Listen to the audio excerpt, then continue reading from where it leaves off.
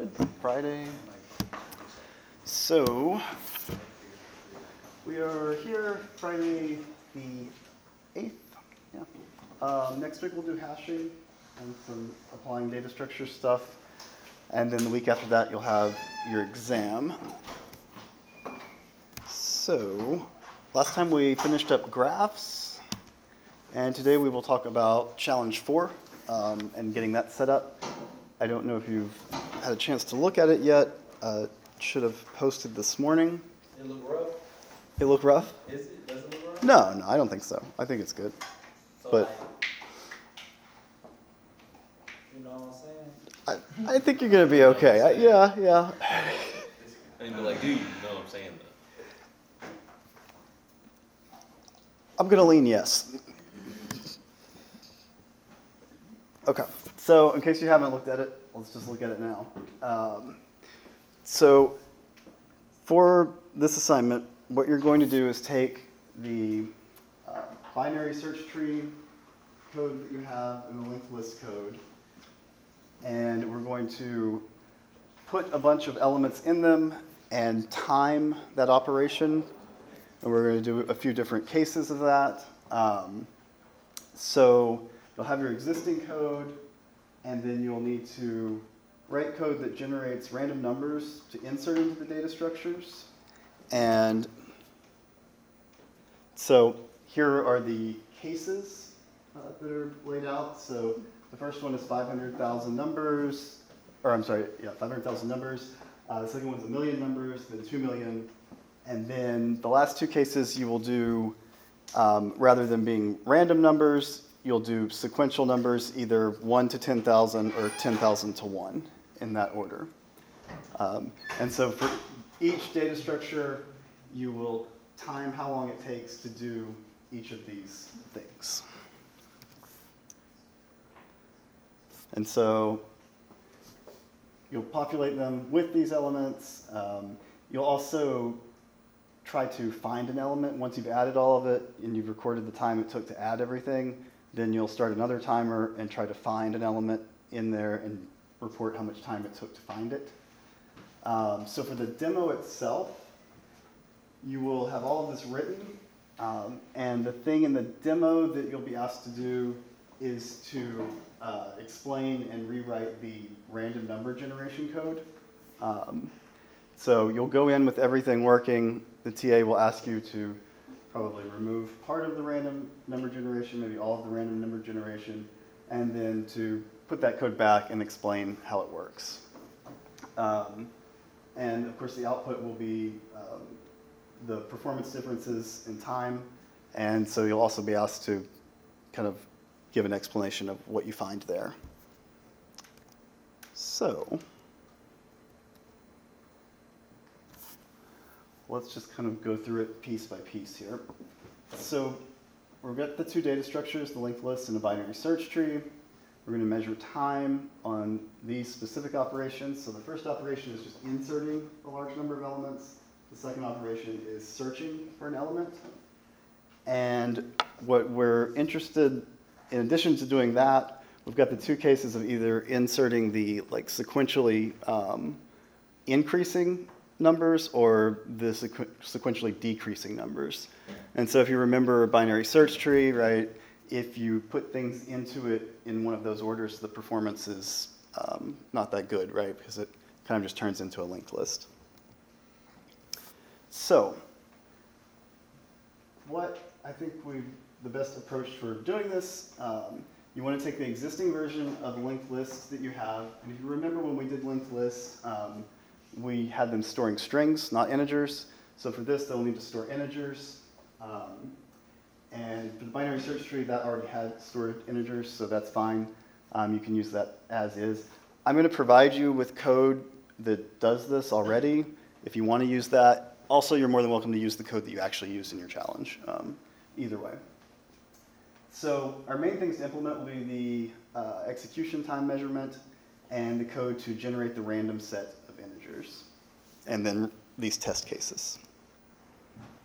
So, has anybody measured runtime?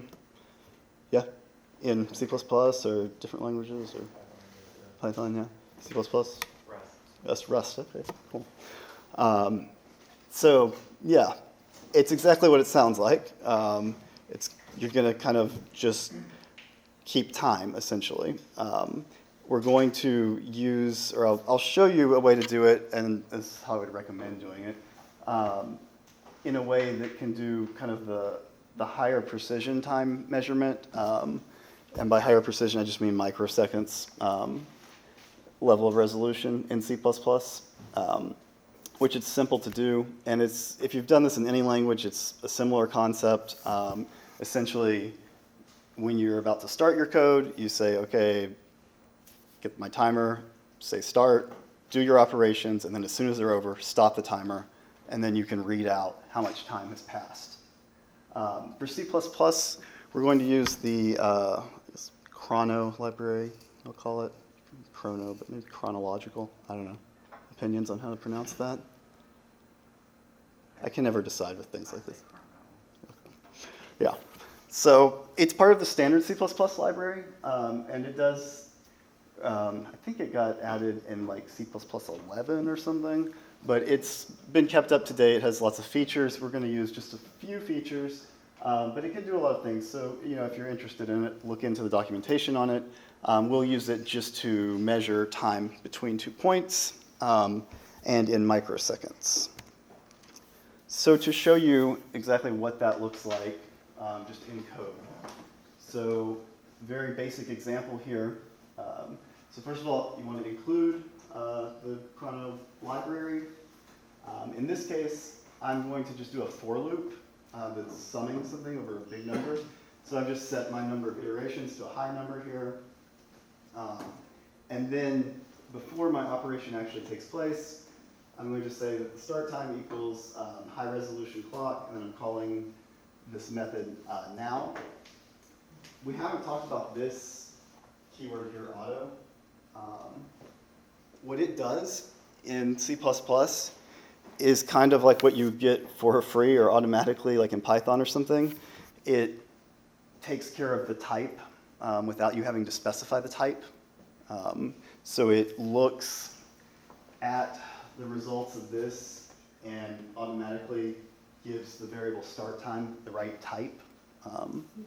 And the reason that you'll see it used here is that the type that's returned by this method, high resolution clock now, is a custom type with a long name of its own.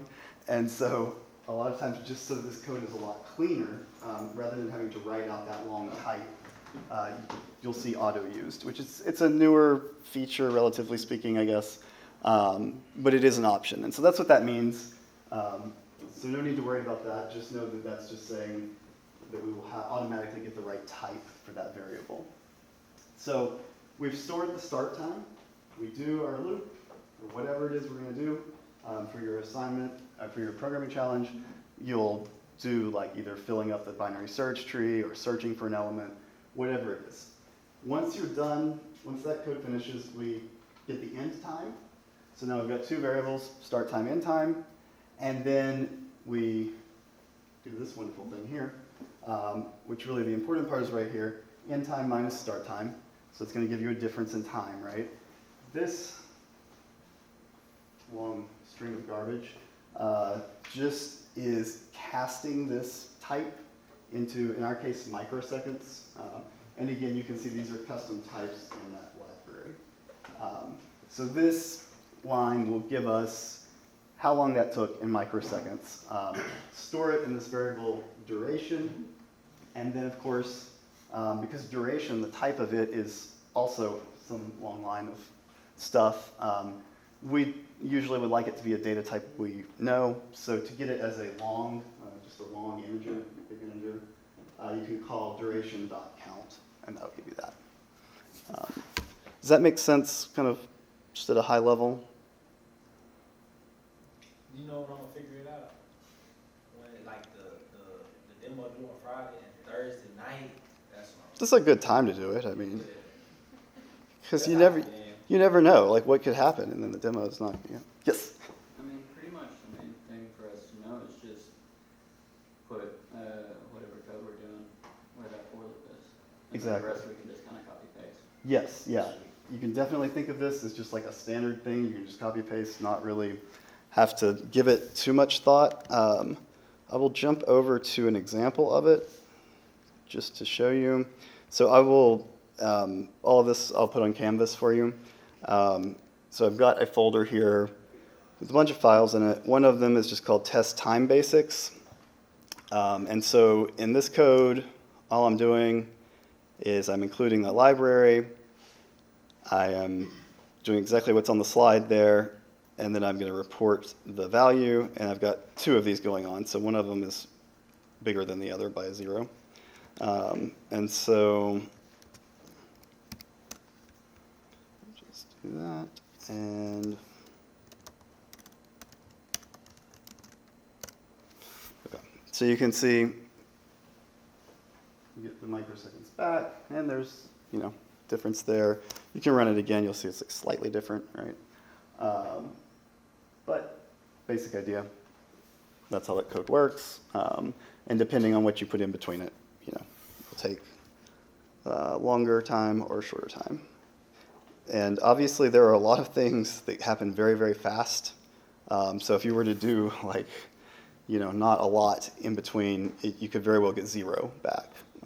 So, okay. So that is the timing aspect of it. Let's talk about the random number side of things. Okay. So you'll need to generate random numbers. I think it's important that you know the way we're going to do this is actually a pseudo-random number. And the difference really only matters in terms of if you're doing like cryptographic operations. So the random that we're using here is not a secure random. It's not random enough to protect anything. It's random enough to test the data structure. So good to know this. You can easily use a better secure random source by using the random library in C++. I just have chosen not to do it because it's just extra code, extra library complexity, and we don't need it. But it's just important to know that there is pseudo-random and there's random, and they're very different. Okay, so we're going to use just the rand function, which is just part of the standard library in C++, to get a pseudo-random integer. Bless you. And by default, that random integer is between 0 and a value defined as rand max, and that just depends on your platform as to what that number actually is. So the other thing we need to know about rand, which is this function that returns the random number for us, is that it bases its starting point on a seed. Okay, and so it's just a number. And the idea there is when you start your program, by default, the seed is, I believe, 1 in C++. And so anytime you run a program, if you start it with the same seed and ask for a random number and then another random number and another random number, you will always get the same ones for that run. So this is a good thing for repeatability and testing, right? It's a bad thing if you don't want the same numbers over and over. So to kind of mitigate that, we'll just do a common technique here. There's this other function called srand, which lets you set the seed for the random number generator. And so we'll do that once at the beginning of our program. And rather than setting it to like a specific number that would always be the same, it's common practice to pass it a time and use that as your seed, because that will always be increasing. So you'll see this in the code. It's srand is being passed a value from calling time with null, and calling time with null is just going to give you the current time. I believe it's in milliseconds since January 1st, 1970. I think it is millisecond resolution. But it will give you that unique seed. So each time you run, you'll get a different set of random numbers. So thinking about generating these random numbers. Because we want to test the performance of these data structures, we don't actually want to generate the numbers one by one in our loop where we're timing, right? Because that takes time too. So the approach we're going to take is we're going to create a giant array, however many numbers we need, before we start inserting. And we'll insert from that array. So we're going to create an array and fill it with random numbers. And then we will use that array, push those random numbers into our data structure in our timed loop. So this is a function that will return a pointer to an array with however many numbers you want in it. So it takes a parameter of how many elements you want in the array, and then the start range and the end range. And so all it's going to do is allocate that memory for you, use a nice for loop, and for each element in the array, it's going to call rand to get a random number. We're going to do a little bit of modulus here to make sure it's within the range that we specified. And then we'll return the reference to that array, the pointer to that array. So if this is the code we were using to call this, of course, when we start our program, we set our random seed to be the current time. And then we can say, like, okay, I want this many elements. I want to start at 1 and go to 1,000. Call this function, get back an array with that content in it. So there is a little problem here. So this is the assignment. These are your test cases, right? Does anybody notice anything that might be a problem with these test cases? You can generate 1,000,000 numbers if you only have 1,000 to choose from. Yeah, good. I didn't realize that until I ran it, and it's like, whoa. Okay, so first of all, we do not want a million numbers, right? Things get kind of bad if we do that. So you can choose one or the other there. So we'll get rid of that. But the real problem is this, right? So if I'm going to generate 500,000 numbers, and each of them is going to be between 1 and 1,000, right? And these are just integers. How many times am I going to see each of these numbers? A lot, right? Like, it's a non-trivial number of times. I've only got 1,000 to choose from, and I've got to make 500,000, numbers. So, okay, maybe it's not always a problem, but think about the data structures we're testing. So, specifically, a binary search tree, if you remember. What happens if you try to insert the same value twice into a binary search tree, or the way that we've implemented it at least? It ignores it, right? So, no matter what this number is over here, right? The binary search tree is maxed out at 1,000 values. So that's not great. And in a similar way, if you remember the linked list, the way that we implemented the method to find an element in the linked list, it just finds the first time it sees it, it returns, right? So if you've inserted these numbers, a couple thousand times, well, you only have to find the first one. So the performance comparisons don't really make any sense at that point. So it's duplicate values, kind of a problem. Anybody think of a solution to this? Just do between 1 and 500,000, or 1 or 500,000. So yeah, you could increase the range here, right? Would you have duplicates still? For sure. Yeah. Randomly sort the list of numbers. Yeah. Or like more than 500,000. Exactly, yeah. So there are a few different approaches you could take here. So like when I was just trying to figure out what was going on with this code and why it wasn't testing right, the first thing that I tried was just keeping track of the numbers I had used and like generate a random number. If I've already used it, no, I'm not including it in my array. That's horribly inefficient, right? And it also is actually biased because I am having it resample and select only when I have a collision. It probably doesn't matter for this, but it's not great. So yes, your suggestion is the better idea. And what we can think about is, we know we need like n numbers, right?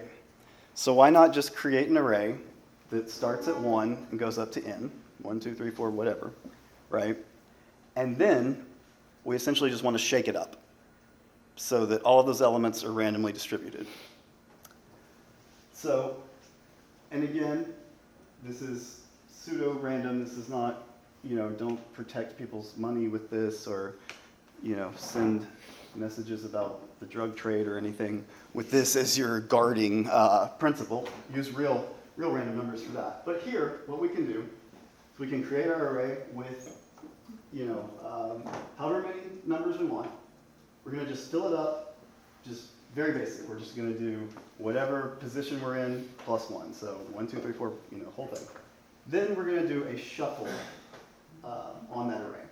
And so this is called a Fisher-Yates shuffle. It's very basic, but it does work pretty well. It does a pretty good job of producing a uniform distribution, which is what we want. And it just does this by swapping elements around. And it's basing its swaps on calling random. So, it's using that as a probability of swapping or not. And so I've played around with this a lot, just looking at how the distributions come out. And it's more than enough for what we're doing. So this function will do the same thing the other function does, except it will give you unique values back. So now both data structures will have to use all of the values. And so you can just call it just like that, like we did before. All right, let's see. So in the code that I'll post, I've got testrandom.cpp. And so this just goes through and shows you. So first of all, this is that method that will generate, just within the range, right? And so if you plug in the exact values from the challenge, it's not going to be great. So I would recommend, not doing that. And the other method that doesn't have duplicates is just right below it. And this is just what was on the slide. It's got a few more comments in it. Does the same thing, creates and shuffles the array. I've also got a method here just to describe the array. And then I've just got some test cases down here. And this is just if you are working on the code and want to make sure that everything's operating as it should. So here you go. In this case, I'm just showing the first 10 elements of these giant arrays. And you can say, those are random numbers probably. I don't know. But you can see for sure that the range is very different in the ones that are unique, because this can only go up to 1,000, right? So you have those two options there. And then, let's see. Okay. So the last thing are the actual data structures. So you'll have all these files. I've included a improved version of linked list and binary search tree. And I've changed them to use templating in C++, which is not something we've talked about because it's not super important to data structures. But it is important if you write C++ in the real world. So for our binary search tree, for example, rather than, so here's the node of the binary search tree, right? Rather than saying, okay, the data is going to be an integer, it's going to be a string, it's going to be whatever, we can use what's called a template in C++, and you can see all this notation here, where I've said template, type, whatever, and I can say type is T. And what that allows me to do is when I am actually writing my code, so if I'm using that binary search tree, when I use it here, all I have to do is in these less than and greater than signs is put the type I want. I can put anything there. And so that's generally how you should build data structures like this, because it's dumb to lock yourself into a type. You might want to use it for any type. And so in the files I've included, I've changed it to support that. You don't really need to know anything about it if you don't want to. All you need to know is that you have to include the type there, but you've got this lovely example that shows you that. So it's pretty straightforward, I think. One kind of just of note thing is you'll notice that there's no, so like we've got linked list.h, there's no .cpp here. And if you scroll down, you'll see that all of the implementation is in the .h file. And this seems like you're doing a horrible thing, but actually to use this templating, it needs to be this way because of kind of the history of like the compiler and the linker and how they work together. For it to be able to support any type you want, the easiest way to do that is to include it all in the header file. You can put it in a separate C++ file, but then you literally have to specify as a line of code each possible type you want to support, which is just not, doesn't really make a lot of sense usually. So that's why it's all in the header file. Seems like a bad practice, but it is pretty common for doing these templated things. So that is the data structures that we have. And so it's the same thing for the linked list as well. It's got a type. So when you create it, you just say linked list and the type you want. So like, you know, for our assignment where we did strings, you can just put string there, put strings in it. Now that you want integers, just change that to int. You can put integers in it. I will also include this code. It's just main.cpp. And what it has in it, up at the top, it's got the two different options for creating the random arrays.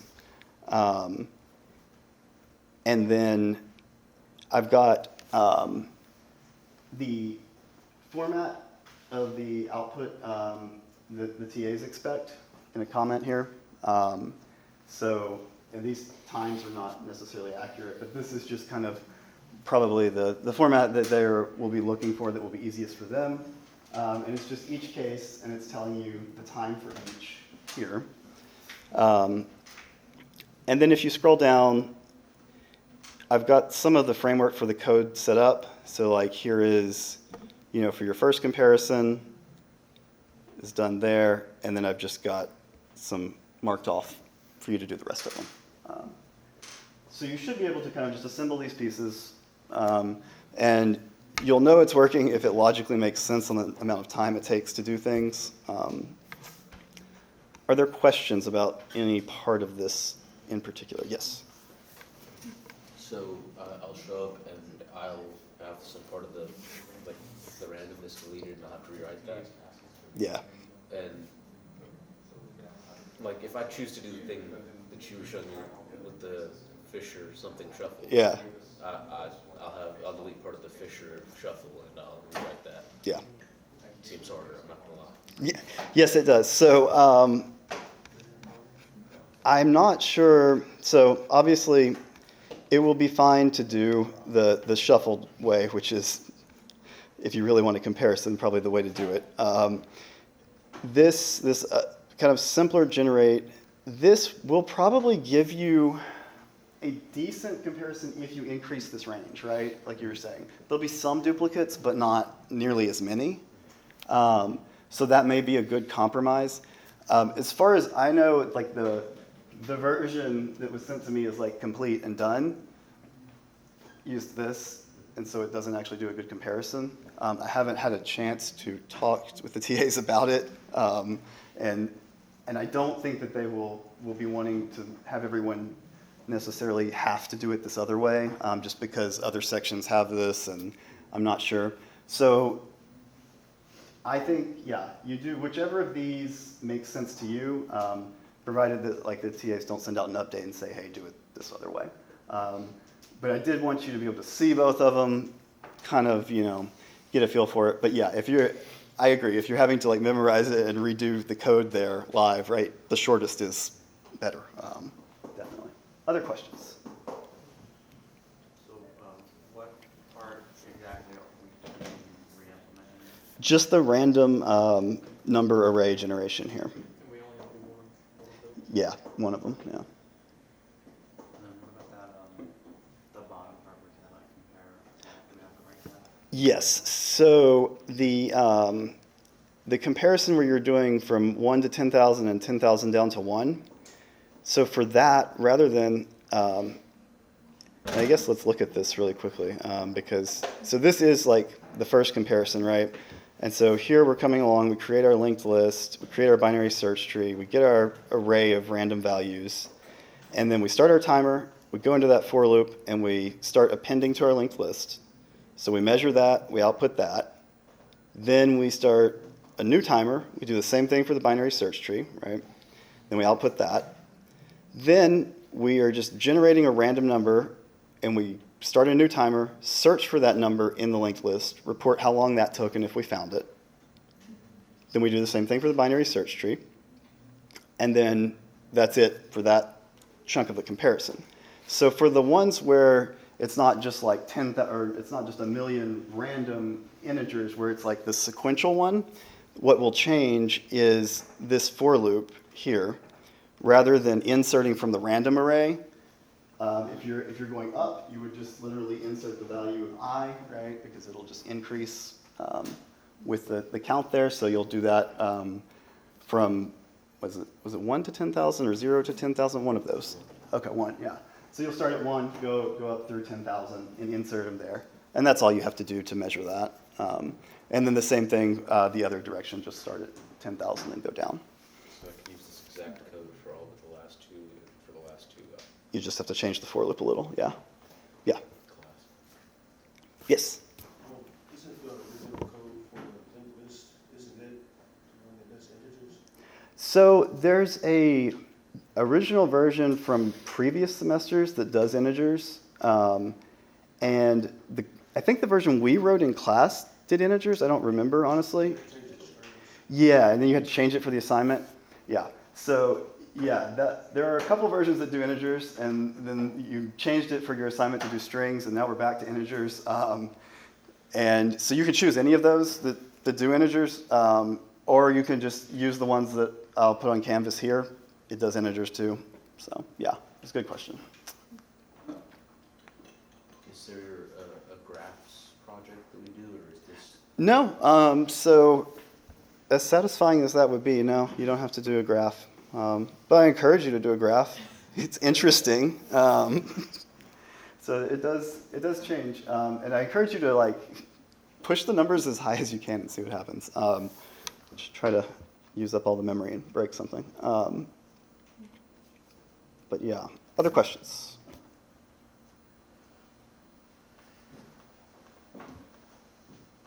Okay. Well, that is all I have today. I will see you guys on Monday, and we'll do hashing next week.